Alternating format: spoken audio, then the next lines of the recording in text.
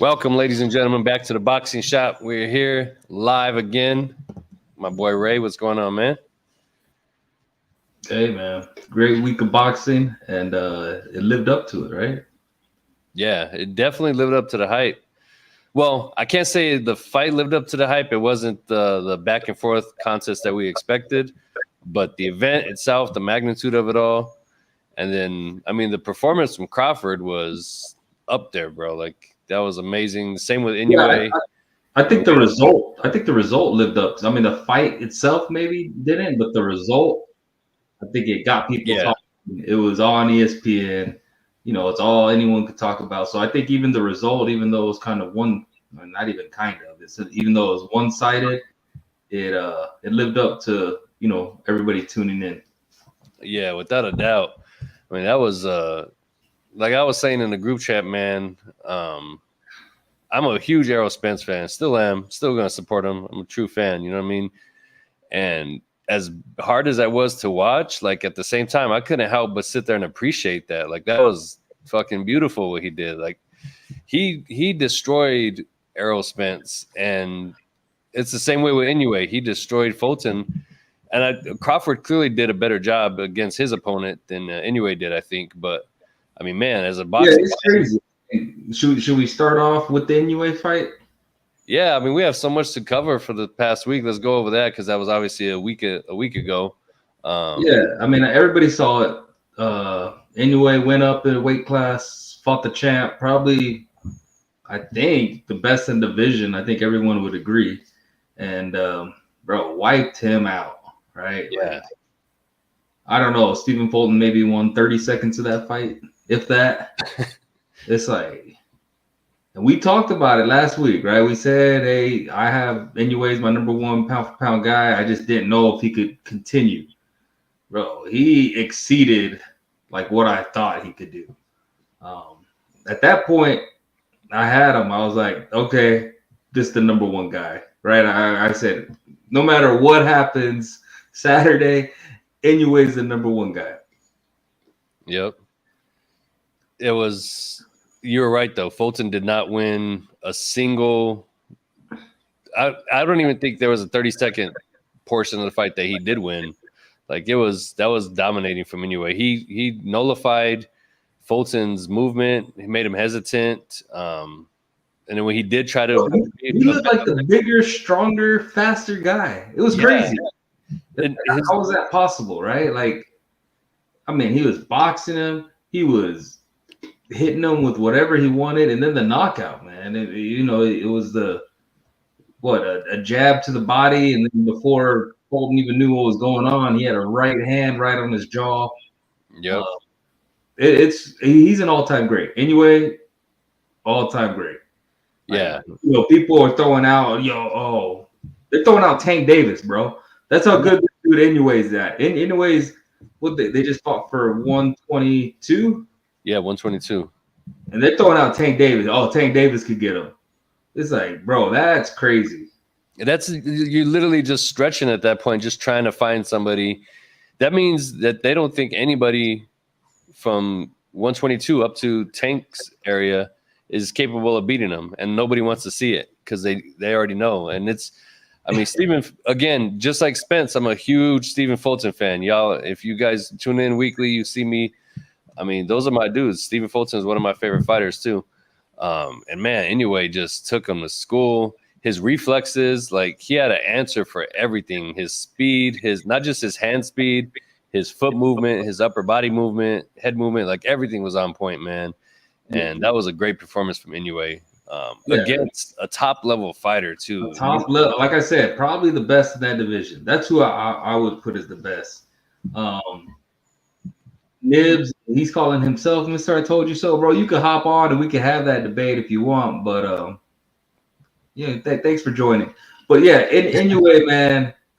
Last week, Mr. I Told You So, self-proclaimed Mr. I Told You So, was talking about Inoue going 126, 130, and I was like, bro, that's crazy because he's got a real guy in front of him at 122. After that fight, man, I started skipping him divisions. All right, man, let me who can he fight? I threw out, man, let me see him and Lomachenko. Yeah. And it's just crazy, right? Like, because I thought Stephen Fulton's a good fighter. I thought Figueroa beat him, but close fight, right? Like close pick, no robbery. Who do you want? I think Inoue Figueroa, like, that's a good fight. Bro, after seeing what Inoue did, it's like, I don't know how you pick against that until you, like, I mean, who were people saying? Even it got to Steven Espinosa from Showtime saying, oh, people really want to see Inoue Tank Davis. Like, bro, that's just all credit to Inoue. I think he became, if he wasn't already, I think he's an all-time great. Yeah, I'm with that for sure. Definitely one of the greatest imports from Japan for sure, if not the greatest. Oh, I think he's the greatest Japanese fighter ever. Oh yeah, that's probably just hands down gonna go to him. And what's exciting, granted, he is, the lighter weight dudes, they do tend to age a little bit faster than the heavier dudes. I mean, you'll see a heavyweight well into his 40s and 50s, probably even fighting. Maybe not the 50s, but definitely up into their 40s. And these lighter weight dudes do age a little faster.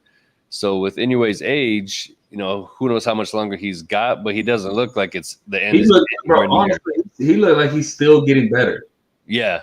He looked quick. He looked, powerful. Like I said, I don't know if Stephen Fulton won 30 seconds of that fight.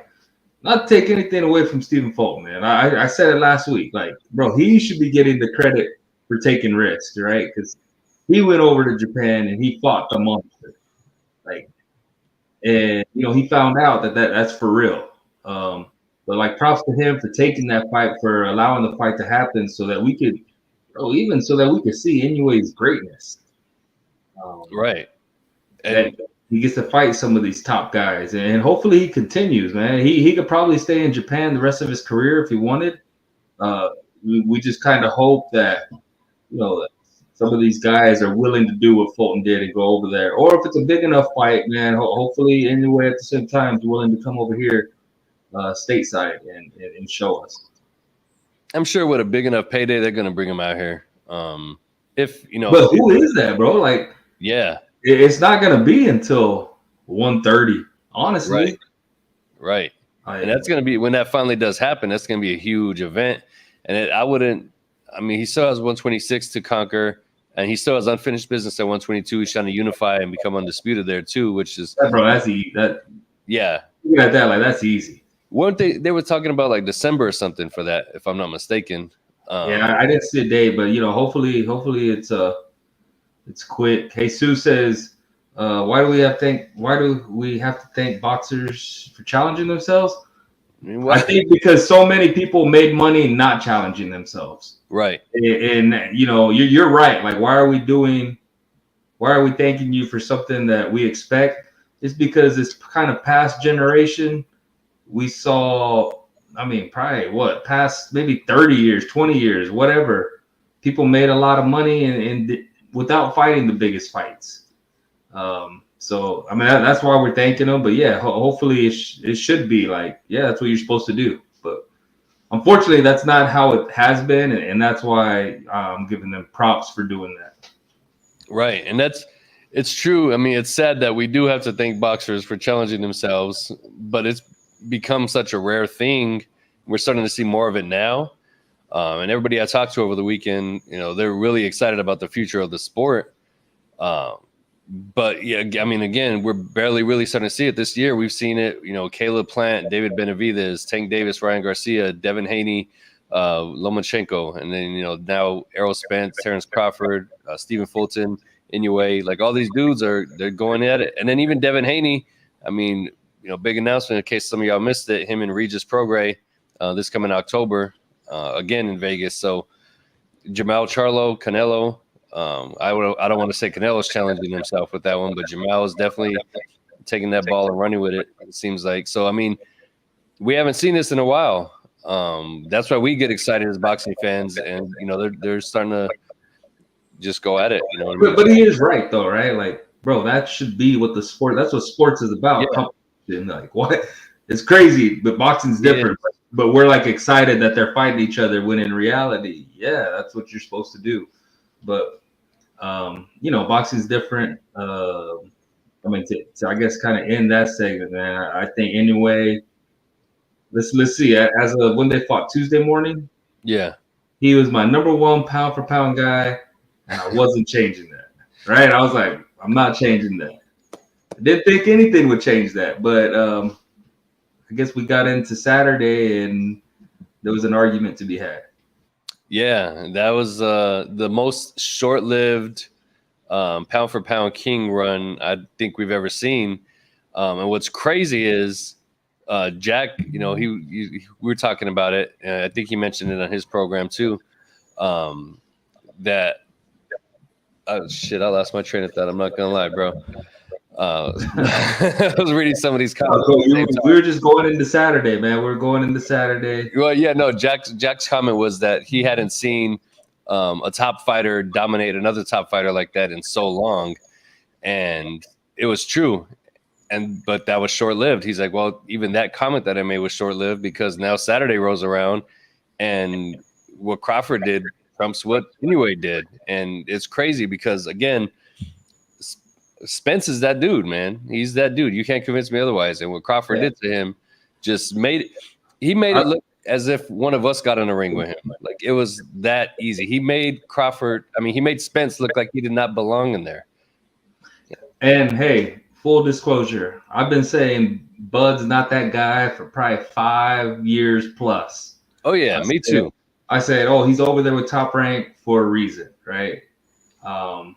I didn't think what he did Saturday was possible. Like, I look at it now and shoot, after that, he immediately now became an all-time great to me.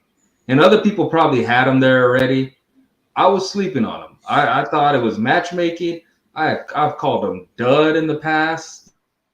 You know, like no personality really. I thought Spence was gonna wash him. Didn't happen.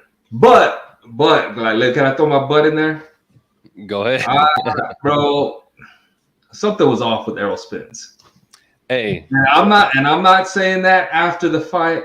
I'm saying after they showed him in the locker room, sitting down. We're watching the fight, me and others, and people are throwing out, "Yo, is he high? Is he tired?" Bro. This is in the locker room. This is before the fight. We're like, man, what's going on, right? And then the walkout happens, bro. No energy on him. I'm not talking about the crowd or whatever. And I wouldn't have picked that walkout. I think I forget the guy's name, Big X, whatever, Texas guy. But Errol just didn't look there. Like, bro, I really thought people were saying, man, well, they don't test for marijuana in Vegas, right? Like people were legit. This is before the fight even happened. People were legit asking, like, man, is he high? Yeah. So I'm gonna throw that out there, man. And that might seem like hating, but to me, that was a dead man walking to the ring, bro. Yeah, there was. I mean, you could go to my Instagram and look at a picture I had with Errol the day before. We were, face to face, so it was really close. You can look at his face, and even then, it looks different. He looks healthy, his eyes, everything. But even then, he just throughout the entire week, and I even put it in the group chat. Seeing them on Thursday at the presser, just seeing them in person, up close, their demeanors and everything. Bud was in a completely different space than Spence was.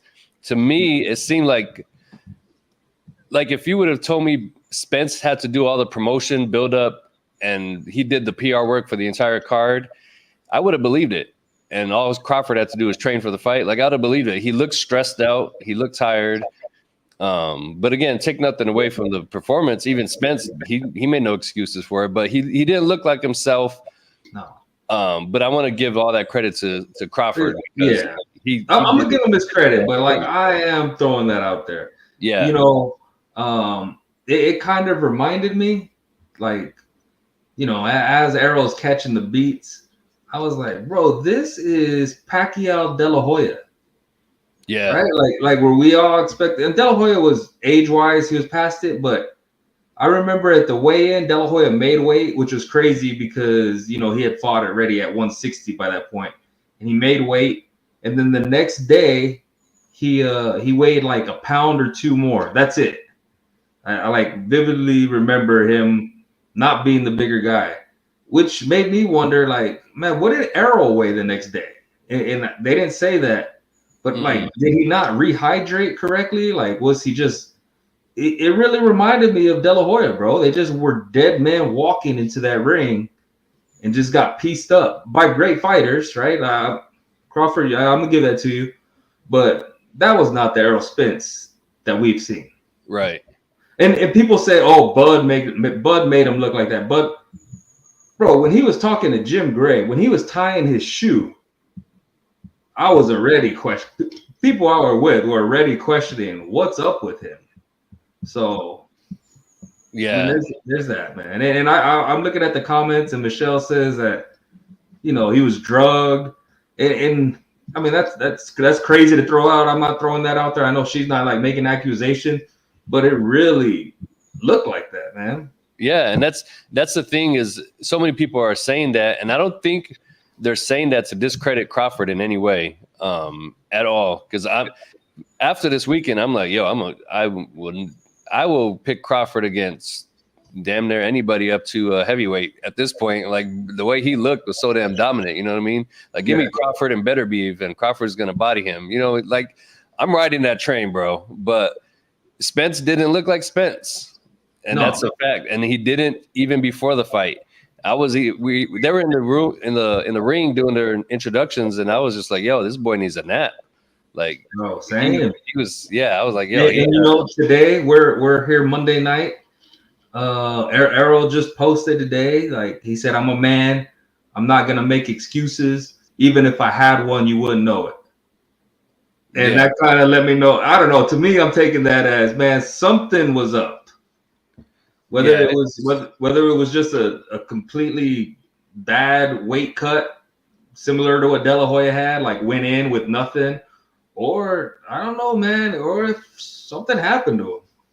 So, I mean, you can even go up on I mean, obviously, if you're watching us, you're on our YouTube channel already. But when we're done, go watch. Actually, it's not on the YouTube channel. It's on the OnlyFans. You can only see it on OnlyFans, actually.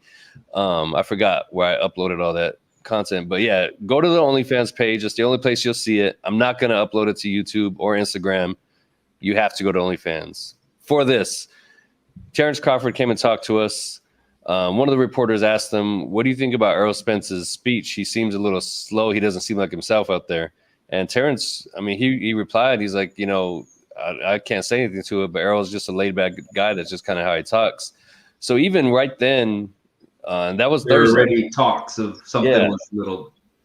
That was. And I didn't see this. You put that comment up there from Adam. I didn't know he got that, but like, bro, like I don't know if it's a common thing now for fighters to smoke since you can't get. I guess since it's legal in Nevada now, like. I don't know how that works. I don't know how that works, or like if that's even possible that he did smoke something. Like it might sound outlandish, but bro, it was really that kind of offness that I saw from him, man. And then going into the fight, right? He gets knocked down in the second round. It was kind of behind the head. I like if I watched it, it was behind the head. So I'm like, man, was it that? Did that just throw his equilibrium off for the rest of the fight? Because he didn't have any balance. Yeah, bro, none, no balance. I was gonna get to that point too. His balance was off the entire time. He looked clumsy in there, and even the times that he did get knocked down, it wasn't until the last one that I was like, all right, that boy's hurt. And then when he got stopped, obviously he was done. Yeah. That was the right call, perfect time to stop the fight.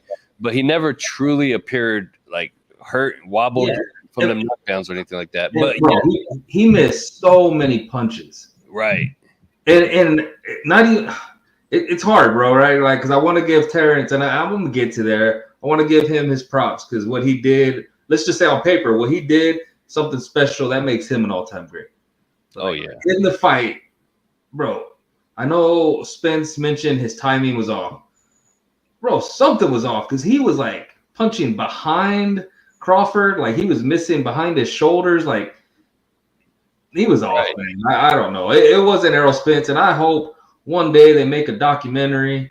Maybe not to take away any credit from Crawford, so Spence doesn't have to do it right now or even while they're active. But I hope one day a documentary gets made, a Legendary Nights type thing, and I find out what happened July 29th, 2023. What happened? Dead ass. I mean, hey, bro, it was the fish fry. That's what it was, man. I mean, let's give it here, right? I'm gonna give it up to him right now, right? Let's say that was Errol Spence, and that was the Errol Spence we expected. Bro, Crawford's accuracy, man, that's unreal. Yeah, those numbers are, bro. So for any of y'all who play video games, you guys understand the trophy system, the achievements. One of the trophy, and they make them hard. They're not easy to get, a lot of these trophies. One of the trophies for Fight Night Champion was to have accuracy above 60% and your opponent's accuracy below 40%. Crawford unlocked that trophy in this fight. And it's a hard trophy in the video game because that's not something you even see in person. I think maybe Floyd has done that in like a real fight. And Crawford achieved that. And he did it. And he did it against one of the great boxers of this generation. Yes. And it's mind-blowing. And the thing that got me throughout the entire fight was just how calm and relaxed he was. He did not try to press for a knockout. It was like he knew everything was just going to fall into place. He just slow and steady built them bricks. And, bro, his jab was just on point. It was thudding. That alone looked like a damn power shot. Yeah, and you know, they said he is a natural right-hander. So that is his power hand, and it was landing. You know, I think I saw Crawford talk. He said in the second round he got hit flush by something from Errol, and he said, "Oh, this is gonna be a long night for him." Like he knew at that point the fight was over. Yeah, and, bro, and he dominated. Man, about every second of that fight, man. Yeah. Even when I thought Spence landed something, it didn't. Crawford just ate that and proceeded to keep doing work. Yeah, like I said, we talked about Inoue being an all-time great on paper, because I don't know what was wrong with Spence, man. I'm not gonna let that go. Spence was off. Something was off. Yeah. But on paper, shoot, Terence Crawford became probably, arguably, top 3 of this generation. Oh yeah, without a doubt. People where I was, and they were saying, "Yo, who beats that Terence Crawford?" Like Floyd Mayweather doesn't beat that Terence Crawford, right? And I'm like, man, does he? Because that accuracy, the power with the lead hand, like he really, to me, put himself in that conversation. And then you look at his record, 40-0. Obviously, he doesn't have anywhere near the resume. That's kind of always been his knock. But I don't know if Floyd has another equal in front of him and then do that to that person. You know what I mean? Where in a true 50-50 fight, Crawford showed who he was. I don't know if Floyd ever really got that opportunity in a 50-50 fight. You know, maybe the Diego Corrales fight, you could say. Yeah. It's a conversation now for sure. And I would have never thought that, but because the way he did Errol Spence, I think, man, you got to put a lot of respect on his name. Yeah, no, without a doubt, he easily number 1 pound for pound, and there should not be any debate. Like I know there's some people who will say Bivol is number 1. Oh, bro, Bivol, I hate that argument, bro. Bivol's been 168 pounds, probably his whole career. He won a decision against Canelo, who's coming up crazy amount of weight divisions. Like I don't even have Bivol top 10. Right? When I see Bivol in someone's top 10, I'm like, man, for what? Because he beat Canelo? Right. Like that's the only thing he did. So yeah, and I mean Bivol, again, don't get me wrong, I'm a fan of Bivol too. He's got top level skills. I think if he does better Biv the way Crawford did Spence, then maybe we'll talk about him in the top 5. Hey, I mean, Bivol, go up to cruiserweight and do something, right? You probably can, but like what's stopping these guys? It's kind of like he said, why are we thanking boxers for challenging themselves? Because a lot of boxers don't challenge themselves, right? Like Triple G stayed at 160 his whole career, right? He didn't challenge himself when Andre Ward was calling him out. You know, he sat and waited for a payday. You know, kind of getting off topic, but that's what we do here Monday that's night. what we do. But just getting back to Crawford, man, give that guy his respect. I start thinking, I see people already throwing out names. Bro, I think he would light Boots up. Yeah, bro. I think, and so here's my thing too, is I think this is the perfect time to fight Boots, because Boots is going to get better, and there's going to be a point in time where he wipes the floor with Crawford and Spence and anybody else. But now is the time to do it. Much similar to Floyd beating Canelo early on in his career. Although I think Boots is better than Canelo was at that point. You know what I mean? He's further along. Yeah. He's a little further along, but I think it's the perfect time. And what a way to kick off your undisputed reign at welterweight by giving the top dog there that everybody's saying is going to be the guy. You know, take him. And I think Crawford, that's a dub for Crawford for sure. Bro, and that's how much boxing's been changing this year, right? Because Boots had an outstanding performance. And now I look at it like, bro, he got hit a lot.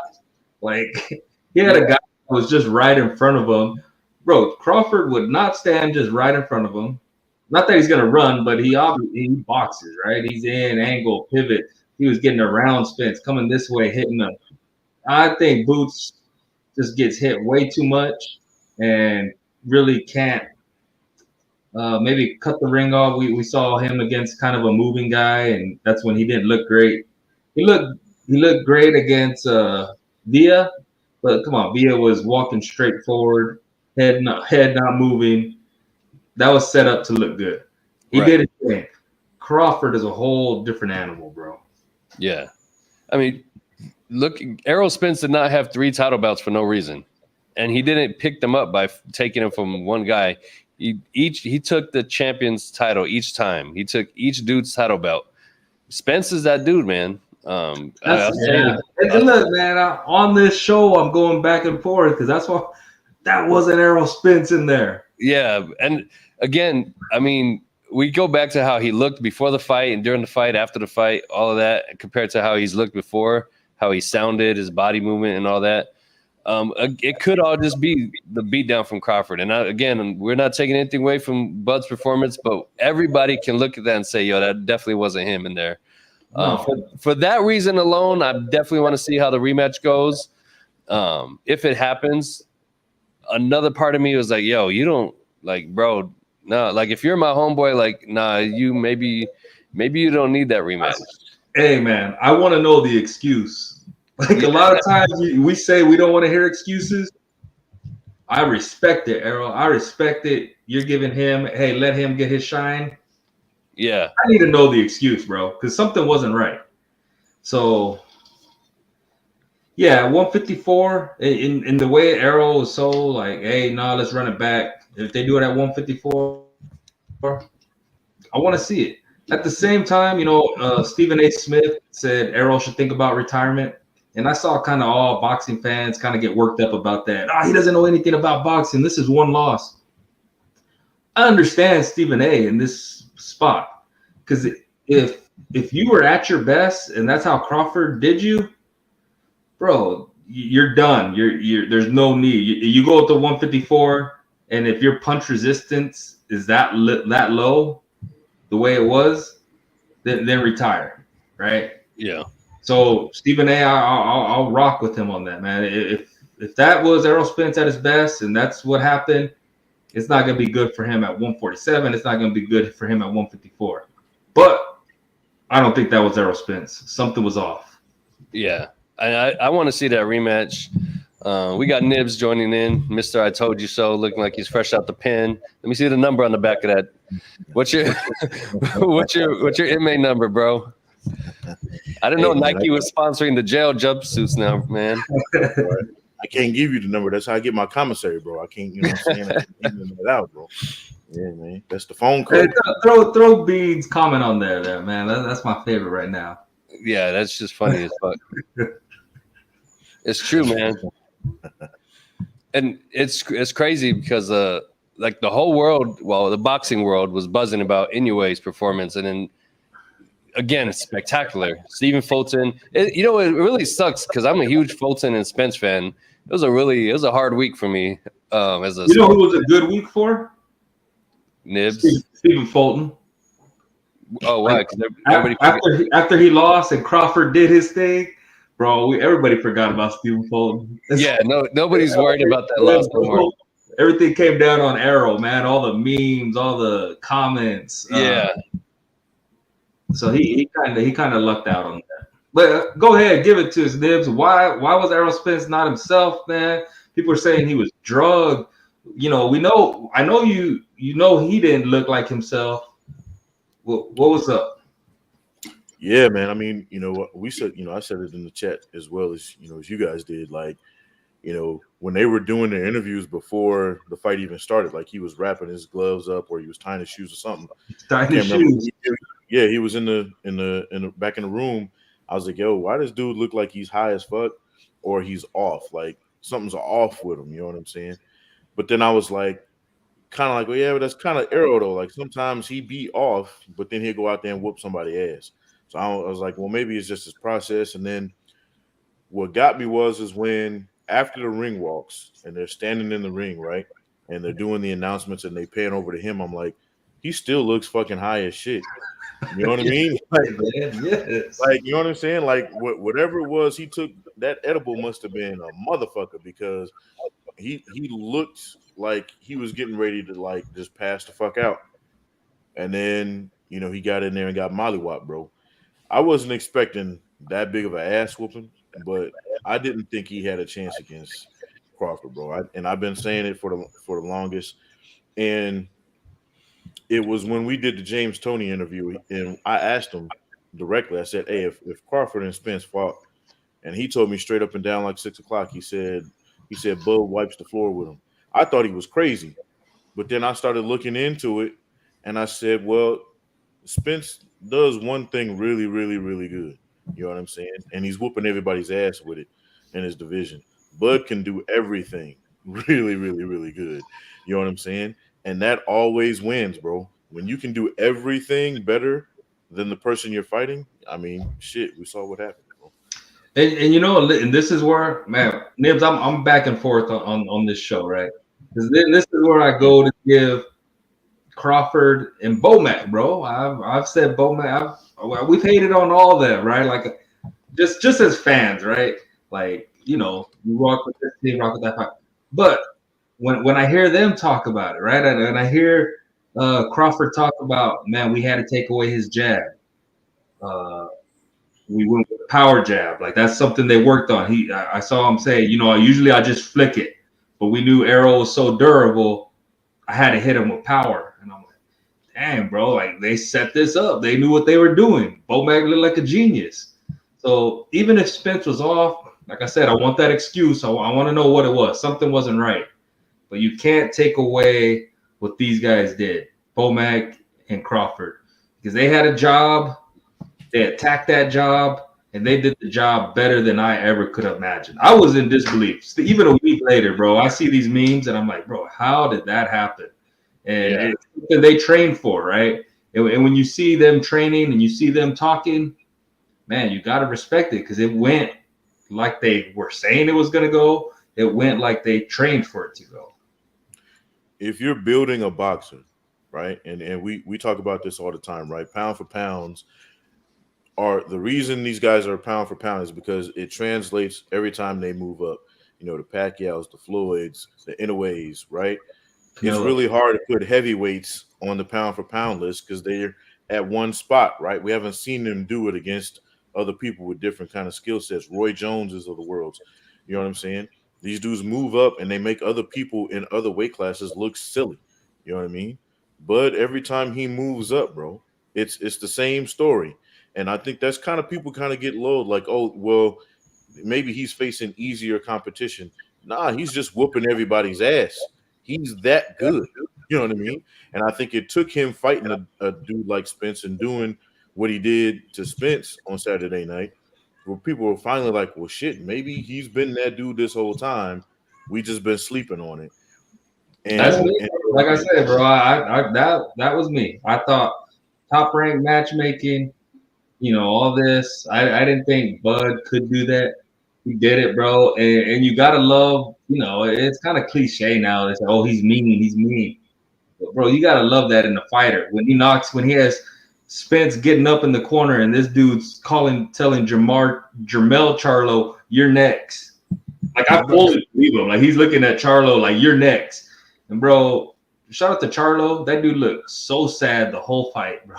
He was in the left side of my screen every round. I'm like, bro, look, hey, whoever sitting next to me, man, look how sad Jermell looks. Like it was a tough weekend for the Charlos, man. A lot of people have bad weeks. A lot of people have good weeks. Yeah. The Charlos, they had a bad week. They had a bad week. Yeah, Crawford verbally slapped him up, and Caleb Plant physically slapped his brother up. It was rough. Bro, man. What'd y'all think of that? What'd y'all think about that when y'all saw it? Well, hold on. I want to make one more comment too, because I know there's going to be people who are like, y'all are haters. You're still not.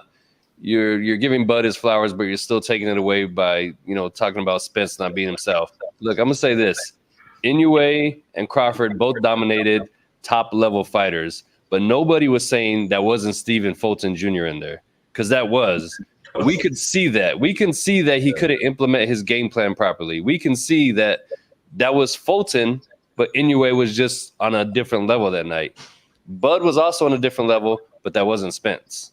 Right. And let's not skip over that, bro. Think about this. Before that fight, I don't think any of us or pretty much anybody in the boxing world picks anyone at 122 over Stephen Fulton before the Inoue fight.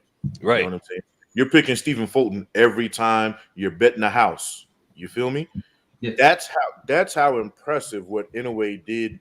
That's what made it so impressive, because of how dominant Fulton was against everybody else, you're like, he's got a chance. Inoue's this monster, but I don't know, bro. Felix, I'm a big Fulton fan, still am, but I had to flip it the last second, man. I said, look, Inoue, I don't know, bro. That motherfucker is different, and I think it's going to be. I think he's going to continue to be different. And I know Ray was kind of making fun of me, but I said, look, I really don't think he gets a test unless he moves up to 130, bro. Like, really, when you look at the 122 and 126 landscapes, who's beating Inoue, bro? You got to think about that. And it's the same conversation with Bud. At 147 and 154, I think he can whoop everybody's ass. For real. Yep. Like Charlo at 154, if Charlo moves up and and beats Canelo, then we don't even need to have that conversation. But there's really nobody I'm looking at. To me, they're 1 and 2 pound for pound, and it's not even close. Like the third place is like a whole nother country away from how these guys' talent. Like it's just ridiculous to me. Yeah, it is a whole another country away. It's Mexico and it's Canelo Alvarez. See soon. But to throw out, in the comments, Victor Lee. It's the second time I've seen say that Spence is super overrated, bro. I don't think he is. Like, silver medalist in the Olympics. I mean, any Olympian, you're on a different level. And then his pro career, right? You got Sean Porter before Bud did it. El Brook before Bud did it. You got Danny Garcia, who Bud basically picked up his belts at 140. I've always said that, right? Like Bud kind of had the easiest way to undisputed at 140 because those were all vacant from Swift, right? And these were guys that Spence ran through. I don't think Spence looked like himself, but at the same time, on paper, bro, Crawford became an all-time great, and I think he's in that conversation. And I have people telling me that Crawford, and I can't even argue it, that Crawford was so locked in, he was dialed in.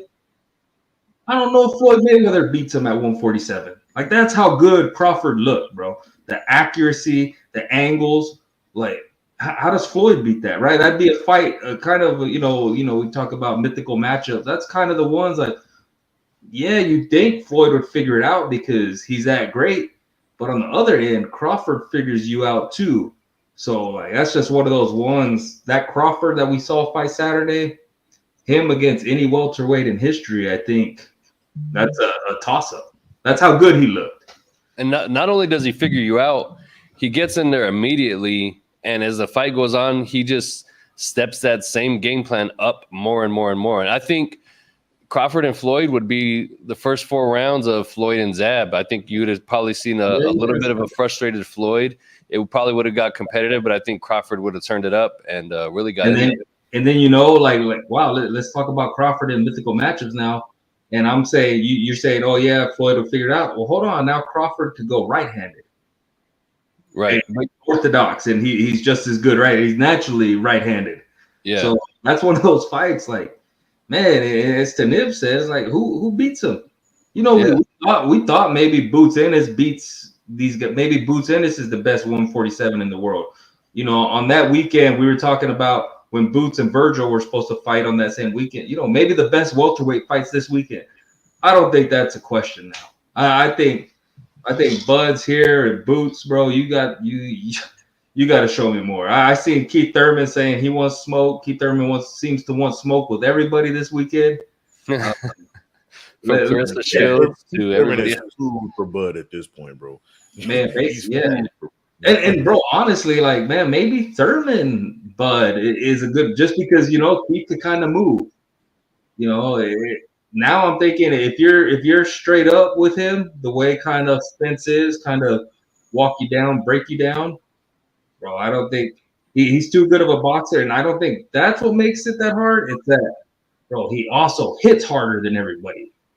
It's like you got this master boxer, but his accuracy is off the charts too, and he's hitting you and hurting you. So, yeah. And here's I don't want people, and you guys have alluded to this. People are now saying, you know, oh, what, you know, again, we talk about, you know, Spence being drugged. People saying he's overrated, and to everybody's point, I just want to again point out, prior to the fight Saturday, there's nobody in that division that you picked to beat Spence. Period. There's probably maybe Charlo you think has a chance against him at 154. So to sit up here and say that he's overrated is craziness to me. He just ran into a whole nother generational talent type dude, right? We talking about the, you know, like we were saying before this. These are legacy fights. Bud is on just a whole nother level, bro. It has nothing to do with his talent. I have full confidence that Spence is going to bounce back. He's going to get some belts. He's going to be in the Hall of Fame one day. You know what I mean? But he's just not as good as Bud. That's it. I would like to see it at 154. I kind of, because I'm still in disbelief. Like, man, let me see that again. I have faith. I really think something was wrong with Spence, whether it was the weight cut. Like I said, I compared it to Pacquiao De La Hoya, where De La Hoya was just a dead man walking. I think Spence was a dead man walking to the ring. So, you know, if it was the weight, let me see that again at 154. But really, man, after this past weekend, it's hard to see that fight go any other way because of the counter punching, because of the speed and the power that Crawford was able to. That Crawford possesses, man. I mean, it kind of, you know, I seen his name throw around earlier in the comments. I forgot what it was for, but Calzaghe. You know, it's kind of I think Crawford's kind of in that range, right? Because he is kind of getting older, and we're kind of not just learning about him, but now he's, to me at least, and a lot of others, he's just getting that respect. It's like, how many more years does he have left? You know, Calzaghe became known at the very end of his career, and his resume is not the best. And he got those Jones-Hopkins fight late. And then, you know, I hope like within these next 3 years that Crawford, you know, really gets even further. Like, he's already defined, his legacy is already defined, but I feel he could like push it to the all time. And then I hope he does that within these next few years. So that's why when Spence was talking about, hey, let's run it back by the end of the year, I do hope it happens quick. Just for kind of Crawford's benefit, man, so we can see more of it, right? Because you figure he's probably got 3 great years left or so. Yeah, I'm with that too, because that'll give us, he'll be able to, if he does what he did in that first fight in the rematch, you know, we'll be able to move on quickly, and because there ain't going to be a third fight, so we'll be able to move on right away, and you know, like you said, let him do work and show his greatness. And I think that next fight should be against a Boots Ennis, because I think about like Rocky 3. Rocky. What else can he do? Yeah, here's Clubber Lang, the big bad number one contender that everybody thinks is here to destroy Rocky Balboa. All of that, like it's the same kind of storyline, to be honest. And I think that's the fight that needs to be made. But Crawford is going to have to give Spence a rematch. Spence is going to invoke that for sure, and let's move past it. And if it doesn't, if Spence shocks us and pulls off a win, then we're talking about two of the greatest. Because how do you come back from that? And now we're moving on to a third fight. So I do hope we get that second one pretty quickly here. And I mean, it's the same as like Fury Wilder. We didn't know how great Tyson Fury was until not that he ran into Deontay Wilder in that sense, but it took Deontay Wilder to bring that really out of him. And the same with Crawford. Like, I wasn't a huge Crawford fan. Obviously, he's a good fighter, all that.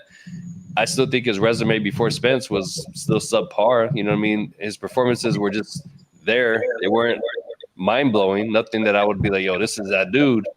But this week, hold on, Nibs is shaking his head. Come on, what on that resume tells me that he is the guy that we saw? What on that resume? Who? Look, bro, you guys are just being disrespectful.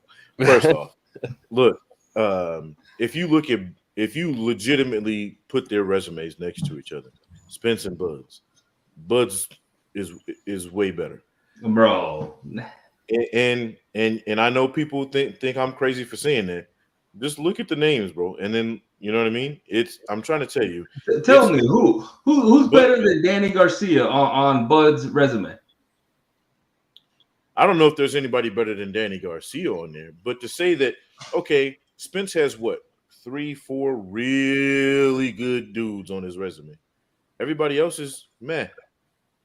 Bud's got a laundry list of dudes who were either at the championship level, you know what I mean, or just at the cusp. Felix, throw that last comment up there. Now, I do want to say this though. Get Nibs out of this month. I do have a question for Felix, man. Where are your 4 shot glasses, bro? I just want to know where bro, listen, man. I mean, I know you was in Vegas drinking, but that don't count. That ain't part of our deal. You know what I'm saying? Hey, Nibs, he can't. It might have been before the show, actually, or a little pre-talk. He said, "Man, I need to get a bottle because I owe Nibs 4 shots." So he knows about it. He ain't ducking me. I got you, bro. I got you, man. Look, it was a busy weekend, bro. Busy weekend. Definitely, I got you. Don't worry. I might even hop on the show Friday with you and Jack just to take my shots and then jump back off because there's no way I'm gonna be able to continue the show after that either. Man, Felix, those last 2 comments, man. Why does everybody always hate on Swift Garcia? I don't know, bro. But I'm not gonna lie, I've never seen no big group of people collectively come together the way they did during the cherry picking Garcia stage. Like, he could post a picture on Instagram and the comments, it was hysterical. All you see was the cherry emoji all over. His run at 140 was better than Bud Crawford's. Oh yeah, 100%. It was. Bud Crawford doesn't become undisputed until Danny Garcia vacates all those belts. Yep. So, I mean, we got. I can't let all this Danny Garcia hate just go on like that, man. I never understood that either. I think it was because he had a close fight with Mauricio Herrera, and then after that, Rod Salka. He fought Rod Salka. Yeah, he fought. Yeah, and he damn near. And he treated a bum like a bum and got that guy exactly. He damn near decapitated. I've never seen somebody's head. This is gonna be a segue, but I haven't seen anybody's head snap like that when Danny hooked Rod Salka again until Caleb Plant slapped up Charlo this past weekend. Like, those are the only comparisons I've seen because that boy's neck went crazy, and Charlo got rocked up, man. Yeah, but I think in a boxing match, bro, Charlo, he dog walks the mess out of that boy. Yeah, in the ring, bro. I'll be honest with you. I don't know. Caleb Plant, and here's the thing, I'm a Caleb Plant guy. Like, I like that dude. You know what I'm saying? I like what he's about and all that. But there's levels to this game, bro. and for everything I may or may not like about the Charlos, I gotta respect what they can do in the ring, bro. And I'm here to tell you, Charlo dog walks Caleb Plant. I'll say this, bro. I don't think that's a fight that Charlo. I don't know. Honestly, I don't know if he ever comes back. Right? Like when we've talked to people, they're like, "Oh, that dude's drunk. That dude's drunk." I've heard, "Oh man, he's always drunk." I've talked to him, and I've thought, "Man, is this dude drunk?" Like I don't know if he ever comes back to boxing, honestly. But if he does, I don't think that's a fight you could just walk into after being off as long as he has. I don't think you could just walk into a Caleb Plant fight. Because Nib, you're making it sound like that's easy work. You said dog walk him. I don't think he's in shape though. Like to your point, right? Like that's not going. Shouldn't be his first fight back. You know what I mean? He's going to need like 2, maybe even 3 fights to get back into his shit before he fights a guy on that level because of the shit he's been going through and putting himself through. Right? Like to your point, he's got some shit to figure out. His boxing career is in jeopardy, not just fights. His whether or not he even puts gloves back on is in jeopardy. So, but if the Charlo we know shows up, yeah, it's bad business for Caleb. Yeah, and I mean, I'm gonna just say, bro, we haven't seen that Charlo in probably 2 years. Like we haven't seen him at all. Yeah. And it's crazy because, just trying to read and catch up what happened. I guess kind of the brothers were getting into it, Jermell and Jamal. And from what I read, Caleb tried to separate them or try to talk to them, and Maul grabbed Caleb by the face. In the slap video, you could hear Caleb saying, "Don't you ever grab me by my face again." It's just, man, there's a lot going on with those two brothers, man. There's a lot going on. And it seems like every fight week or every props to them. I think they're real boxing fans. And I always like that in a fighter, right? Like I like seeing the other fighters there. And they seem to be at every fight weekend, big fight weekend. But man, what's going on, man? I just hope Jamal could get right. Whatever's going on, whatever he's going through, you hope he could get right. But man, it was kind of sad. He got slapped, and just him just kind of standing there, right? He kind of like, yeah.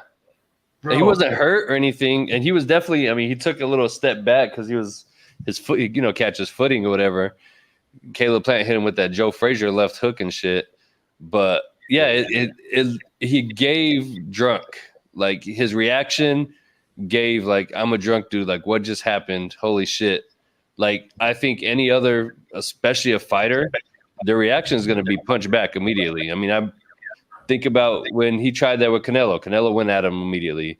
When Marco Antonio Barrera and Eric Morales. Yeah. If you remember when Barrera socked up Morales, or I think it was vice versa, immediately punches were thrown again. But Charlo was just like cool, calm, and collected, confused. And, and especially if you know the Charlos, they're none of the above. They're not cool, calm, collected. ever. They're probably the most emotional fighters in the sport right now. So to see him like that and just kind of like gracefully walk away, like that's not Charlo activity right there. His brother was reacting.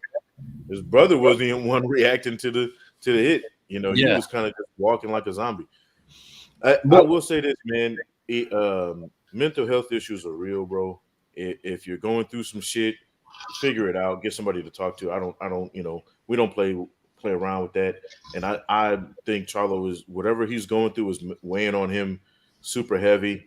And in all seriousness, I hope he seeks out help to get that, because he's not gonna drinking and doing it on his own is not gonna work. I hope he gets that shit figured out and can get back to the business of boxing, because right now he's looking real bitchified.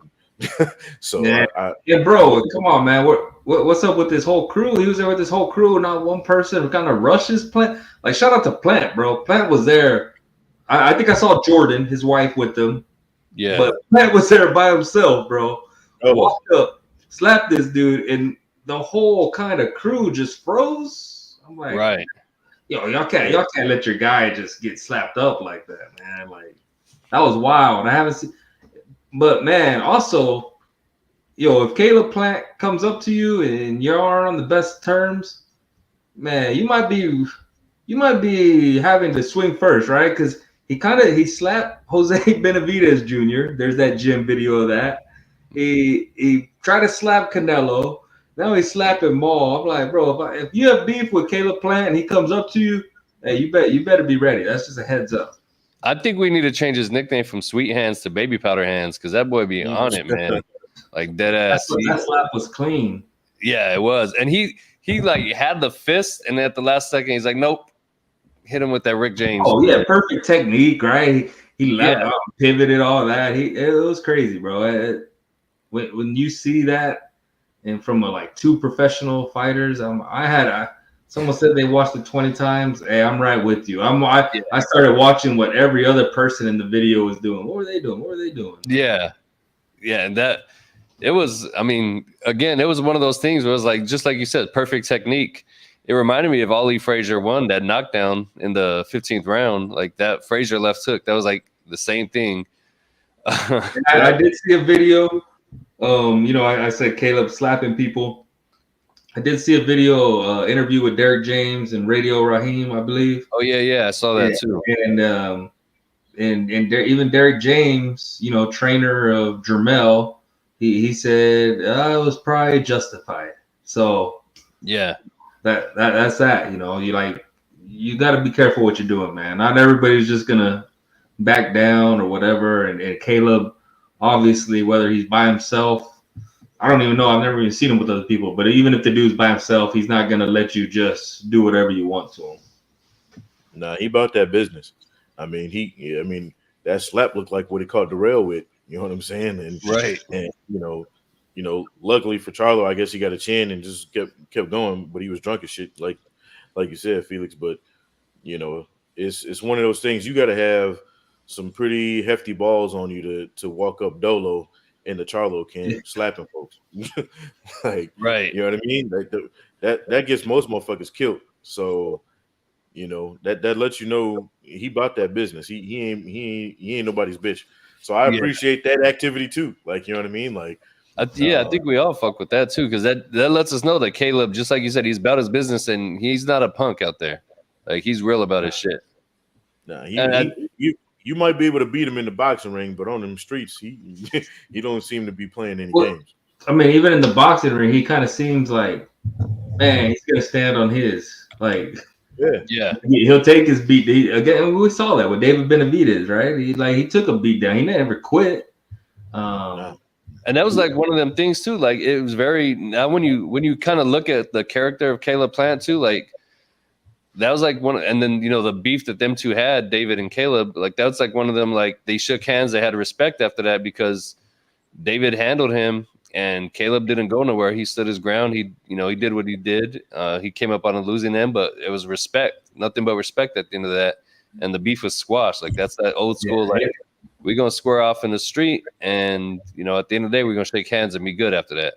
Yeah, and it seems like from what I've read, it seems like this came about because of disrespect from Jamal Charlo grabbing him by the face. And I don't think it happened immediately, but Caleb also obviously found the right time. And he's right in front of him. I can't even really say cheap shot, because if you get into it with someone and then you see them a few minutes later and everything's still heated and the guy's walking straight up to you, bro, you got to expect something at that point, right? Like, yeah, you can't even call it a cheap shot, really. Yeah, for real. That was interesting. I'm glad it happened backstage, not right there in front of everybody, because that would have caused a huge commotion. There probably would have been a delay in the way, and who knows what would have happened. But I did see when he walked in, Charlo. People were trying to get some content from him. As most fighters that are out there at these events. He pulled off to the side, was talking to Stephen A. Smith. Stephen A. Smith was probably giving him advice for his fight against Canelo, because Stephen A. Smith don't know shit about boxing. He probably doesn't know which Charlo's which either. I was about to stop you, but I get where you're going. He was probably trying to give him Canelo advice. And then after that, he walked behind the curtain of where, Spence and Crawford would have been and all the other fighters behind the stage for the weigh-in. And I never saw him again. And then that's when I started hearing rumblings, like maybe an hour later, about what would have happened, what kind of happened. So, and I never saw Caleb Plant once. So it seemed like all that situation was handled before the dudes even weighed in. Nobody really knew about it, which is kind of cool. We found out about it online, but hey, you know, I'm glad it didn't happen for everybody to see. You know, I I'm mentioned his glad name during ain't nobody pressing no charges. I'm like, you know what I'm saying? Like that could have happened too. It is what it is. They handle it, and it's it's going about their business. They handle and it. if they're not happy with how it ended, I hope Charlo's not. Like, bro, come on, get in the ring, man. Caleb, you could get a fair one with him. Like, Yeah. Yeah. a fair one with them. Hey, maybe that's what we need for him to come back. Like, because that's the beauty of the sport. Like, and that's one thing I've always said too is like it's raw. That's where we all can associate with boxing so much, because if me and you have a problem, I'm not going to challenge you to a basketball game. You know, we're going to square up and we're going to settle it. And like, what better way to settle it? You know what I mean? So hopefully we do get the fact that they're in the same weight division and everything like that too is just perfect. So hopefully we do get them too. Yeah, and like you said, bro, that's why I love boxing. Even when I watch MMA, but boxing is two men on their feet. We got two fists. Let's go. I'm not trying to do anything sneaky. I'm not trying to grab your ankle or whatever. It's like I got two fists. Let's go. And that's why I think boxing for me will always be up here. Yeah. You know, I enjoy the sport of MMA. I enjoy it, right? The different martial arts or whatever against each other, which reigns supreme. But boxing, you go back, bro. You got two fists. You're on your feet. Let's do it. And I think that's model. yeah. But I was gonna say, I mentioned his name, Derek James. Bro, has anyone's stock dropped as fast as Derek James's? Bro, like and it's not over. Like he's got Anthony Joshua, who knows what they're, and then Jermell Charlo. This dude could go from like undisputed trainer of the year to losing 3 huge fights. Like, yeah. And crazy. I mean, let's not forget that Frank Martin had a tough time in his last fight too. That's true too. So there's, I mean, it always gets me because a lot of these trainers, I always feel like they have their pockets of success, but they're never able to sustain it for very long, unless they just have that one fighter. But there's always these dudes that just jump into the camp. I've seen it with like Buddy McGirt, for example. He has success with Arturo Gatti, and everybody's flocking to him now. Like, yo, I'm gonna be a top boxer with Buddy McGirt. Then these dudes start losing and losing. Granted, I think he has gold with Charlo, with Jamel and Errol Spence, but I don't think we're going to see the same type of success with Joshua or Ryan Garcia either. Yeah, I don't know, man. I was just thinking about that. Like, you know, we give so much credit to Derek James in that, and he's kind of shaky in that corner, man. He's like, yeah, what are you telling him? Like, to move? Like, I don't know what. So I was just saying that, and then you got to think like Jermel's probably like, bro, hold on. I have full faith in my trainer, but what's going on here? That's got to throw something in his head while he's going to fight Canelo, I would think. Right. It's just Derek James, bro. His credibility is kind of on the line in these next couple months, and like you said, it kind of happens with all trainers. It's almost like a curse. You get named trainer of the year, and then now everybody really wants you to train them, and like, let's see what you really got. So yeah, throw that out there. Yeah, no, it's like this, bro. Sometimes you get a combination of a trainer and boxer that works. You know what I'm saying? And it works really well for whatever reason, and it's successful until it ain't, right? But then everybody wants a piece of that because they're like, oh, well, if he was successful with this dude, then he can do me. It's like, nah, man, it doesn't always translate over. Look at Roger Mayweather and the Mayweathers. It's like dudes were flocking to them. Floyd Mayweather Sr. You know what I mean? Like, yo, people were flocking to him because of what Floyd was doing. It's like, yo, that shit doesn't work with everybody, bro. Robert Garcia was trainer of the year. When he had Mikey and Brandon, he kind of got the stable. We just saw, was it Carlos Balderas? I know he was an Olympian. He lost on this, I think this past week, right? He lost on the Friday card to someone he probably shouldn't have lost to. It's like Nip said, man, though, the true trainers, it's more than just training someone, man. It's having that relationship, that full trust that they know you know them. It's not like they could just train anybody and make you something you're not, right? Like Carlos Baldera as a pro, to me, he's always sucked, right? Like this dude came in as an Olympian and lost early with PBC, and I'm like, that dude's trash. Oh, and now he's with Garcia.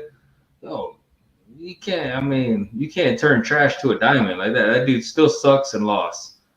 He may be a great, in the gym fighter or whatever, but he just doesn't have it, man. And sometimes, no matter who the trainer is, you could keep switching trainers. Sometimes you just don't have it for whatever reason. And Derek James, man, he was getting all the praise right before this week. He was getting all the praise. Everybody's going over there. Anthony Joshua's going over there. Ryan Garcia's gone over there. And now it's like, damn, Errol lost. Now Joshua has a big fight. Then you got Jermell, who's going to be the underdog. Things change quick in boxing. Yeah, they sure do, man. And to be like honest, I don't think I wouldn't be surprised if now we see people flocking to Bomac to have him train. Like that's probably what's going to happen next. Like 100%. We know how this works. We've seen it happen with so many dudes. I can see a bunch of people flocking to Bomac. You can't recreate Terence Crawford though, man. Oh yeah, no way. Like and a lot of these guys, man, Virgil Hunter and Andre Ward, he was the guy, right? Everybody was going there. Amir Khan, whatever. Bro, some guys are just special, and they have that guy who was with them, and you can't recreate that. Andre Ward was never recreated. I don't think Terence Crawford gets recreated. But to Bomac, man, go to Bomac, because the way he was talking about the fight pre-fight and the way he talked about the fight after, what they did, what they said on doing, they did exactly that. So, I mean, boxing mind, they got it, go. But it's just, you can't recreate fighters, and it's like with boxers, if they have a loss or a bad fight, it's like that's what they go to, right? Like they go to the new trainer to get that, and it's like, man, I don't know if that works. Bro, and I think, what's funny is, like, as bad as Crawford beat Spence in the fight, in the ring, because them dudes were mad respectful throughout the entire thing, the press conference, everything. They've always been respectful. Not one bad thing said about the other. The verbal exchange between Derek James and Bomac handled that ass. Like, he can cut a promo. Derek James couldn't. I was like, bro, like, stop talking, because it was kind of embarrassing. It was corny. Yeah, it was corny. Bomac at least kept it real, dropping some F-bombs here and there too. Even when he told Derek James, shut the fuck up, all Derek James had to say was, yes, ma'am. Like, come on, bro. Like, yeah, what do you call that? I'm gonna call you, you're too heavyweight or something. I'm like, yeah, I'm like, bro, what? That, and I mean, talking, man. There was a couple fat jokes he threw in there which were funny. But other than that, I mean, yeah, there was nothing original, and like his clapbacks weren't really good either. And it just seemed like he was fumbling over his words. He didn't know what he was gonna say or try to say to combat what Bomac was saying. He looked confused too. They were, man, it was a bad weekend for the Spence camp, because they were all out of their element, it seemed like, for sure. Man, you can talk all the shit you want to about his weight, but his charge whooped the shit out of yours. Right. So, right. At the end of the day, checkmate. Yeah, no, without a doubt. And like I said, bro, just seeing Bomac, like I said, I've I guess hated on these guys, right? I thought they were built up. I didn't think they were what we saw. But post-fight, bro, you see Bomac in the locker room giving that "I told you so," and it's not just an "I told you so." It's like deeper than that. Like, this is what we did, this is what we saw, and we knew we were gonna be able to do. And man, I respect that, right? Because that's the chess part of boxing. Like, we see them. Errol likes to do this. They said we're gonna take that jab away. And then, now he's not able to do. And bro, that's so hearing them and then seeing them actually do it, and then them afterwards telling you what they did and what they saw going into it. I respect that, bro. That's part of the game that I love. Right. So props to Bomac, props to Crawford. I still don't think that was Errol Spence. Something was off, but hey, man, they went down, and you got to respect it. And people thought he was going to be running. People thought, Bud was going to be dancing around and, doing the pity pat shit, trying to build. Nah, man, he got in there, stood his ground, and went to work. So, I mean, you know, all I can say is the dude's number one until somebody else can prove me wrong. Like there's there's nothing you can say to me right now that would lead me to put anybody above Bud or Inoue. Like it's they're one and two, and I don't care who you talking about. That's it. Like yeah. I'm not with the Usyk talk or the Bivol. I think Bivol is the top 10 dude, maybe on the lower end, 9 and 10. I'm not even ranking Usyk. And I'm not ranking any heavyweight, to be honest, in my pound for pound list. Well, I mean, Usyk to me has more, because he did it at cruiserweight and then he went up. But man, I don't think Anthony Joshua is that guy, right? Like, and you almost lost to Anthony Joshua. I think Anthony Joshua is really bad. So like, that's why we're giving you credit because you beat Anthony Joshua and it was a close fight. It's like, I'm not praising. I'm not giving Usyk all that. Like, yes, because he is smaller and his skills do carry up enough to beat Anthony Joshua. I respect it a little bit, but I'm not putting you at one because I think Tyson Fury beats you. I think Deontay Wilder beats you. There's a few guys. Yeah. So that's where I'm at on Usyk. Bivol, bro. Bivol beat Canelo. And that's all he did. And for all we know, Canelo had a hurt hand. And to me, that's all Bivol's done. Are the skills there? Yes, but I mean, I don't know. He hasn't even fought since then, right? So that's why I don't have Bivol up there. Like, you've been at one weight division. You haven't done anything since. And we only giving you credit because you beat this smaller guy whose whole thing was, I'm going to keep going up in weight. That's all he's done to me. Yeah. If you have anyone other than Bud Crawford and Inoue as your top pound for pound fighter, you need your head checked after this weekend. Yeah. That's my opinion. Definitely. And honestly, I mean, I'm not going to argue if you think Inoue is your number one, whatever, but I will argue you if Inoue and Crawford are not your top two. That's for sure. No matter how you rank them, but if they're not your top two, I mean, there's an argument to be made either way. Like, you know what I mean? Not for me. Like, after seeing what Bud did to Spence, it's he stamped it. But you can argue Bud and Inoue 1 and 2. You know what I mean? And that's a good argument. But anybody else, just what are you talking about? He says hurt what? Hurt hand? Bro, it's on record. Canelo had a hurt hand. He had a hurt hand and got surgery after. Like, I'm not making that up, bro. Like, Canelo was hurt. His hand wasn't at 100%. He still lost to Bivol, but I'm like, Bivol didn't even get him out of there. So you're not getting the guy moving up weight classes out of there. I'm not gonna have you best pound for pound. That's all I'm saying. The thing too is, like, there's some performances where a dude he could beat a great fighter. I mean, I always think about like Zahir Rahim when he beat Eric Morales. Nobody talks about that ever.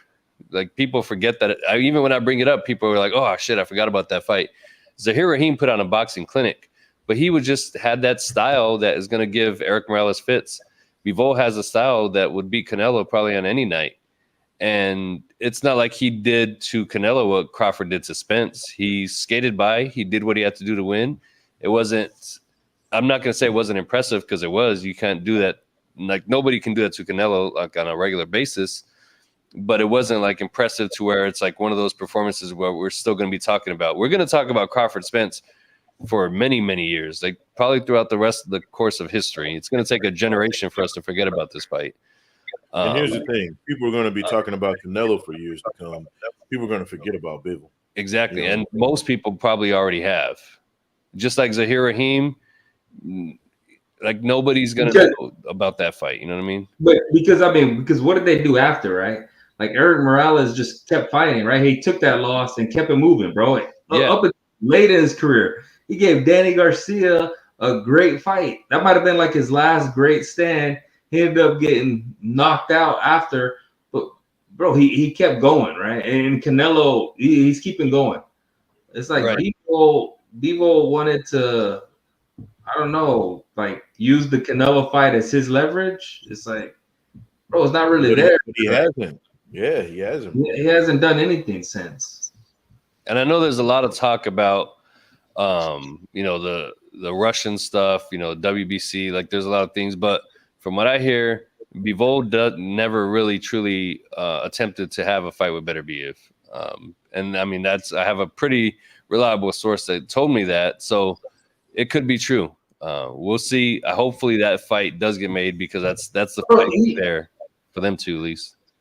I mean, he kind of sat on that Canelo rematch and then wanted to dictate terms that no, he wanted Canelo's belts now at 168. Yeah. Like, bro, come on. We've talked about, I think this is kind of becoming a staple on our show, the self-awareness. Yeah. Bro, know who you are, right? Like, right. Come on, that's Canelo. You're not dictating anything to him. Yeah. Yeah. Even if you beat him like that, you're still the B-side against Canelo. Yeah. Like and that's kind of the problem, I think, with a lot of fighters, bro. Just not having that self-awareness, like where you stand in the boxing world, who really wants to see you, what's going on. And to me, Bivol lacks that 100%. Like, bro, you should have kept fighting. Right. Immediately. Go fight Badu Jack, right? They were talking about Canelo fighting Badu Jack. Why can't Bivol go up and beat Badu Jack? I'm sure he probably would. But like, make it happen. Let me see it. I don't want to just say, oh yeah, he would beat him. But if Bivol did that, bro, he's gonna go up in my pound for pound rankings. Okay, now he did it this way, you know. If you're the first person to beat Badu Jack in a not close fight, that's impressive in itself because you can't fight Badu Jack and it not be close. Like he's one of the dudes that's gonna put you to work. So if you dominate Badu Jack, hey, that's impressive in itself right there. Yeah. But what else this past weekend too? I'm not sure if you guys watched it. Sinise Estrada's fight. I didn't catch that one. I don't know if you guys want to drop some comments about that right there real quick. She was struggling in that fight, bro. She was struggling. It wasn't as clean as I would have liked it to have been. But I think, again, people underestimate who her opponent was, bro. Like, her opponent had been a champ for years, in a different weight class. It wasn't like she was fighting some chump. You know what I mean? Like, the girl doesn't have knockouts, but most girls in boxing don't, But, she's in there with a chick who knows how to fight at the championship level. She's not, you know what I mean? And that girl proved it. Like, hats off to her. I think she should get another chance after the Sinise fight. I think she lost, but those rounds were close, and it probably builds, confidence for the other fighters out there looking to fight Sinise because they're like, oh, well, this girl put her through the paces. I can go in there and, do work against her. Nah, man, you got to respect the person that she was fighting first. But, I give it to her. The girl I thought she was going to get work, and she came in there and she gave her the business, especially in the middle round. She was catching that timing, and then Sinise figured it out and, pulled it out at the end. But it was a hell of a good fight. Where do you guys think Sinise goes from here? I think she unifies the belts. Easy. No, because she had the other champion in the ring right there with her too, right? Yeah, I think that to be honest with you, I think the girl she just fought is a better challenge for her than the girl that got the belts. If I'm being honest. Yeah, I saw that little interaction they had in the post fight. I didn't see any. What's ironic is I didn't see a single clip of that fight, so it tells me that it wasn't. It wasn't that impressive of a performance because I saw the post fight interview, but I didn't see a single clip from the fight at all. Yeah. I mean, you could have easily lost that fight. There were some close rounds, bro.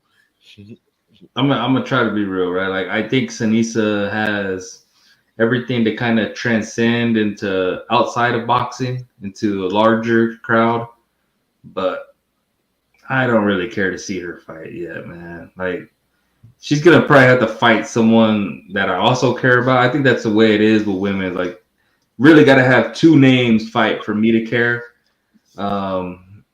I just don't think she's there yet. Like, I knew she was fighting. I had no desire to see her fight. I hear she was in a tough fight. That's not a good look.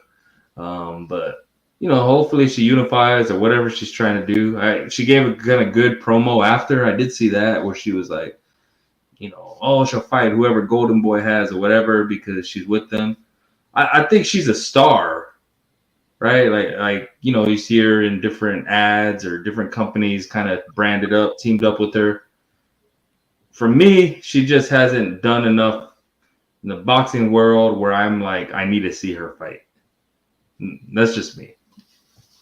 I feel you. I mean, I think the only person that really has attention like that is going to be like a Clarissa Shields, Alicia Baumgartner, those kind Anna of. Marshall's kind of like that. Yeah. I mean, Amanda Serrano, who fights this yeah. weekend, she's Amanda one that Serrano. I kind of want to see. And I think Sinisa was kind of on that way, but it sucks. I know it's boxing, it's not knockouts, but I need to see these girls with power. Like something's got to bring me in. So either you're knocking everybody out or you're fighting the top of the top. I'm not here for just, I don't know, regular fights. I think to Ray's point, right? I think she fights in a tough weight class in the women's division to build a name that's big time, right? She fights at what 105, bro. There's not a lot of other big names that smaller. You know what I'm saying? Like if she were fighting, the Amanda Serranos and the Katie Taylors, you know what I'm saying, and doing that kind of work, then it'd be different. But she's fighting some chicks we barely know. Like I had to look up the girl that she was fighting. You know what I mean? And that girl gave her some business. You know what I mean? So I it's one mean, of those things where Ray's got a point. yeah, and it's like who did she fight? I mean, there was a few fights ago, but she fought that girl that was like probably had no business in the ring, and she knocked her Oh out in like yeah, 3 seconds. I was like, like 7 seconds or something. yeah, Oh yeah, man. that was great, bro. It's probably the talent level is so low, maybe at those weights, because there's just not that many people in. Like Nib said, it's tough to build a name like that. Like she already fought Marlon. I know she left Golden Boy, but really, man, that's probably the fight I want to see again, right? Like there's real bad blood. I know Marlon, she was an Olympian. Run that back, but it's tough. And it's not all her fault. I'm not saying she's a bad fighter or anything. It's just I need something to kind of bring me in. Yeah, I think to Ray's point, in women's boxing, you have to be fighting the other popular fighters, right? And there's only maybe a handful and a half of those, but they're all within a certain weight Yeah. range, right? Like, yeah, you got some of the bigger girls, but then you got a whole bunch of girls within the same. I mean, look at Amanda Serrano; she can fight in like 4 different weight classes. That's what gets her such a big name. She can fight so many of the top names in the sport, right? Clarissa, she can go up and down a couple of different weight classes, so she can fight the other bigger names. Sinisha's in a rough spot, bro. She just can't do it, and like Ray said, it's not her fault. It's just It's it not, is man. what it Like is. I said, I enjoy watching her fight. I think she's cool, bro. When I see her in ads or whatever, oh yeah, Sinisa Estrada. But when she fights, I just assume she's gonna win. Like there's no talent really there for her to whatever wear or the names. Like even Amanda Serrano, right? Like she's fighting this weekend against Heather Hardy. Oh yeah, I know Heather Hardy, right? Like, they're gonna fight each other. Sign me up. I know both. And with Sinisa, it's like, oh, I know Sinisa. Who's she fighting? Okay, I guess I gotta look up to see who. Yeah, it's like, that's just tough for me. But moving past that, because we're starting to cut short on time. We spent so much time talking about. I mean, we did have a lot to go over the past 2 weeks because of that card on Tuesday. But moving forward, we got one of the biggest stars of the sport this weekend headlining the pay-per-view, Nibs' boy, Mr. Jake Paul and Nate Diaz. Real quick, we won't spend too much time on this one, but predictions, breakdown, anything, any comments? I think, Ray, you're probably going to be the most versed in breaking this fight down, so I'll let you take the floor. Bro, after me picking Spence and what happened, I was like, bro, I would never listen to myself. Like, I felt like I lost all my credibility. I'm gonna try to gain it back. Man, I know Nibs. I know a lot of people, boxing purists, they don't like Jake Paul. I don't mind him, bro. Like he brings eyes to the sport. It's gonna be an event, right? He knows what he's doing. He gets Nate Diaz, one of the biggest names in MMA, and I think it's an even fight. We've always kind of heard that Nate Diaz, he's trained with Ward. I've heard Ward talk about training with Nate Diaz and the Diaz brothers, and they're legit. I think it's going to be an entertaining fight. I don't know what's going to happen. Like, Jake's bigger, younger, has one punch knockout power, but, if you know anything about Nate Diaz, he's entertaining, right? He slaps you, do whatever. He's going to talk that talk. And he comes in shape, right? The guy does triathlons for fun. Going into this fight, I saw he had sparred Falcao, 160 pounder at Robert Garcia's gym, and they said it was like Nate Diaz's first week in camp, and he went 12 rounds. Mikey Garcia said he thought Nate Diaz was done after 3 rounds or something. I saw an interview. He said he thought Nate was breathing hard after 3, and he said he went the full 12 rounds his first week in camp. Like, that's crazy conditioning. So if he's built on that since then, I think it's kind of just going to be let me wear Jake Paul down. Right? I don't think he's a power puncher in that, but it's just like once he gets going, once that motor gets going, like how much can you sustain? How much punishment or punches from him? So I think it's going to be entertaining. I'm tuning in, man. I'm all for it. Yeah, it's gonna be, of course, and it's a spectacle. It's gonna be fun. It's gonna be entertaining, and it's a grudge match that I think everybody wants to kind of see there for sure. And we love women's boxing, right? We're getting Amanda Serrano, Heather Hardy. Yep. Shadej is on the card. Oh yeah, that's right. So yeah, it's definitely a can't miss card for sure. Look, I want to clarify something really quick. As far as what Jake Paul has actually brought to boxing, I appreciate, because he has shown a spotlight on women's boxing that really wasn't there before, right? Mm-hmm. I mean, we said it before. If we don't get that Serrano fight in the Garden, right, without him. You know what I mean? And that was huge for women. That was one, and I stand on this. That was one of the best fights I've seen. Period. I don't care if it was men or women. Whoever's fighting, that was one of the best fights I've ever watched. Period. That's Katie Taylor, Amanda Serrano. Yeah, right? Katie Taylor, Amanda Serrano. That's one of the best fights I've ever seen. You know what I mean? And it was in huge crowd. It was electric. Jake Paul knows how to put on a show, right? I watch his cards for everything but his fight. I turn it off when his fight comes on because I have no interest in watching Jake Paul box because he's not very good at it, if I'm being honest. He's fighting bums who just so happen to be ex-MMA fighters. And I'm not saying Nate Diaz is a bum, right? Nate Diaz is going to go down as probably, in somebody's book somewhere in MMA, right? And I do know that, he's got respect from boxing dudes because he was a legit boxer before MMA. He said, it was a reason why he had so many issues with Dana White because he really wanted to box and they didn't want to let him, et cetera, et cetera. So this is probably going to be, other than Tommy Fury, his, hardest test, right, as a pro boxer. And that's telling me everything I need to know. You know what I mean? Your biggest fight was against Tommy Fury, and you lost. No, that's it, man. And yeah, I don't think either guy, whether Jake Paul wins or Nate Diaz wins, I think it's more just one of those social media fights, right? Like, what's gonna happen? It has nothing to do with boxing, right? Jake Paul wins, I don't think, okay, now he can go challenge for this. Even if Nate Diaz wins, I think it's just gonna be an entertaining fight, right? Like, I think Jake Paul has one punch knockout power. Nate Diaz is kind of like Mayorga-like. You can't hurt him. At least in the UFC, you can't hurt him. And he eventually gets to you because he's in crazy shape. I just said, first week of camp, he's going 12 rounds with the world title challenger. Like, that's crazy.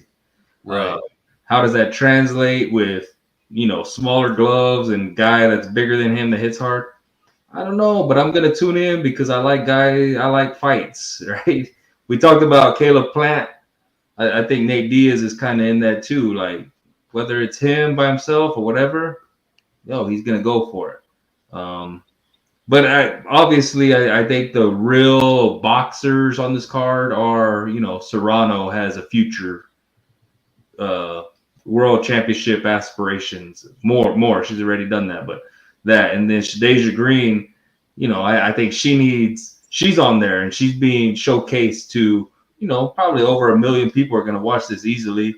And, where she's in the running for Shield, Savannah Marshall, she's kind of breaking into that.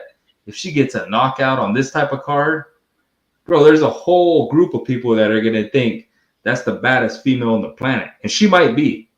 And she has a chance to showcase that. She's been good to us in Dakota, and we support her. So, yeah, we want to see it. So I think even if you're not into the spectacle that Jake Paul and Nate Diaz are going to bring, there's some real boxing on there that, may be worth tuning into. Yeah, this is gonna be a hell of a card. Yeah, I mean, sure. don't get it twisted. I'm watching this bitch from the beginning of all the way through the end until Jake Paul gets in the ring. But I will say this though, we were just talking about Sinisha, right, and her not fighting all these other guys. Look at Shadeja and Serrano, right? They're on this big platform, right? And they have opportunities to fight the other big names. Like, how big would that be? Shadeja gets a knockout win, like you said, and then they put her in against one of these top girls, and then she wins that. Like, because man, I think she's right there. I think she's right there, and I think she uses this card to springboard into that. Like Savannah Marshall gave her a great look, right? By mentioning her name, right? She was telling her opponent, "You ducked Shadeja. Shadeja was your number one. You ducked her." And that wasn't too long ago, and now we get to see Shadeja on this is probably one of the 5 top 10 biggest pay-per-views of the year, and she gets to showcase. And if she gets a knockout, oh man, I hope it's not scripted, but I hope she knows what she wants to say when she gets that mic, because all eyes are going to be tuned in, and she could really propel herself into world championship fight. Yeah, 1,000%. I think this is with the momentum she's had and the way her career's been going, the trajectory of it all.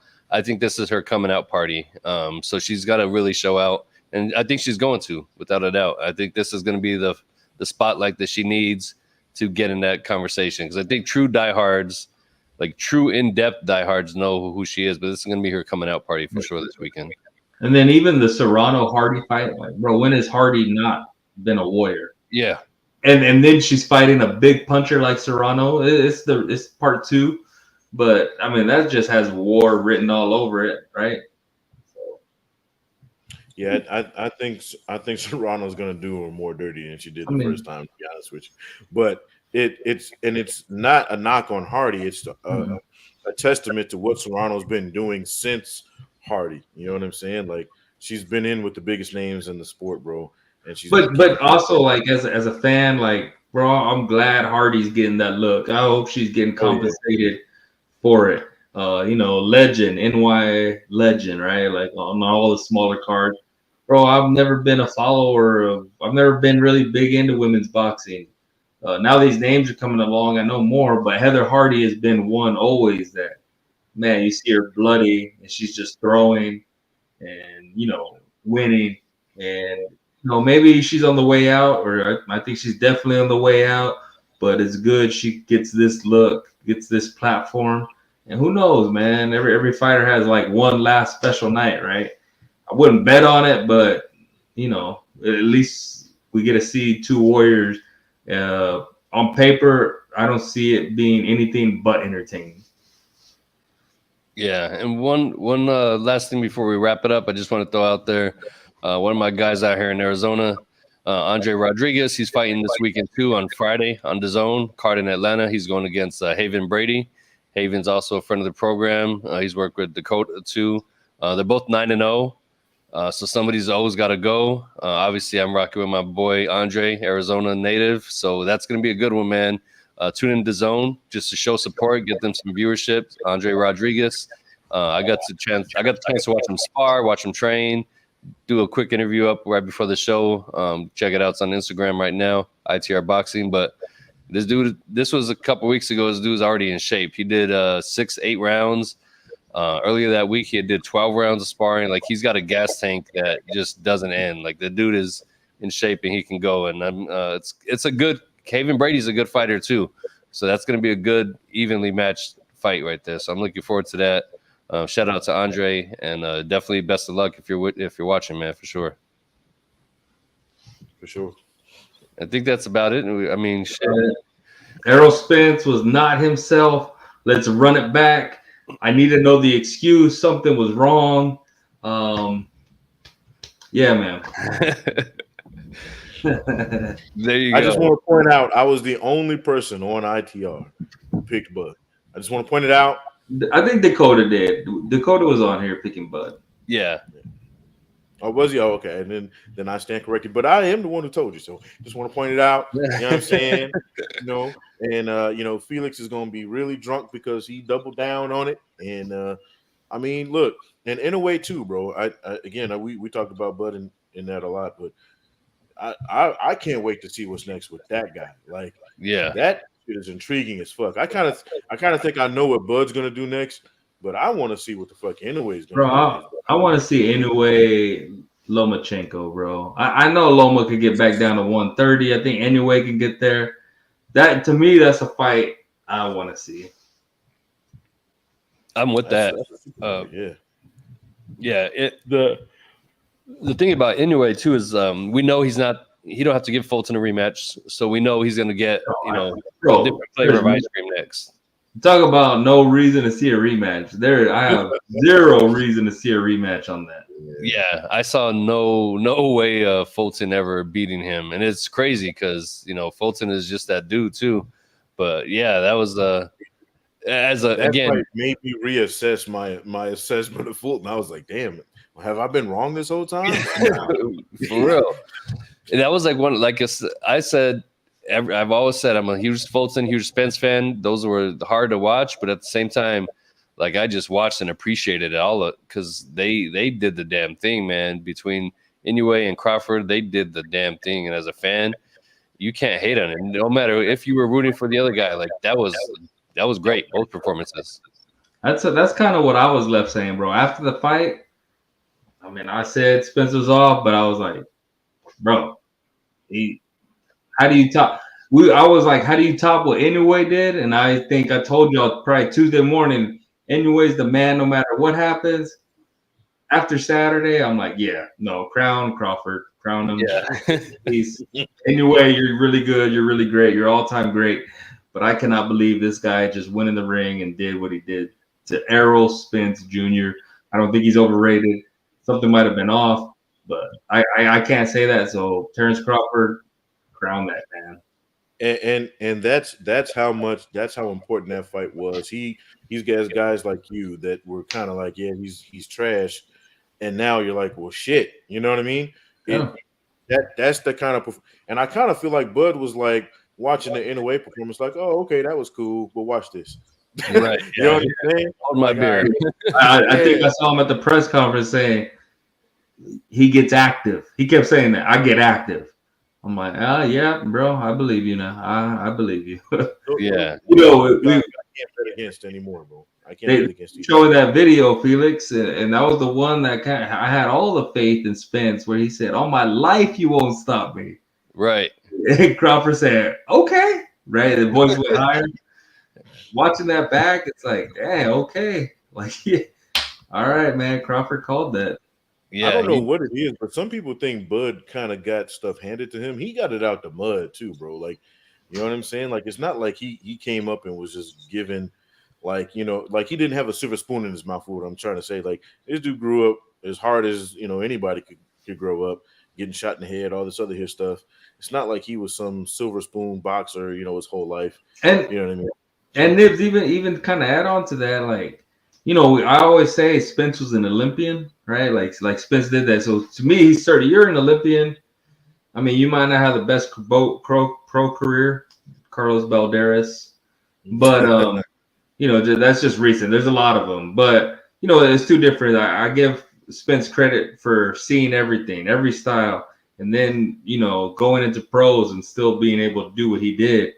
But Crawford, man, he fought those guys too, right? Like I heard Danny Garcia say he went 1-1 with Crawford in the amateurs.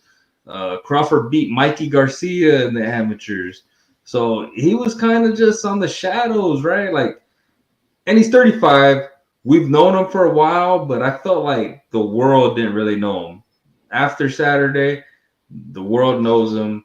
And like I said, I think he has probably a good 3 years left, and I think he could really push his where he stands on that all-time great list, right? If you hold Floyd number one, bro, I'm saying Terence Crawford can challenge that, right? Like with the right fights, like he can retire right now, and he's in my top 5 conversation. And I'm not mad at it. But what if he goes up to 54 and becomes undisputed there, which is not crazy?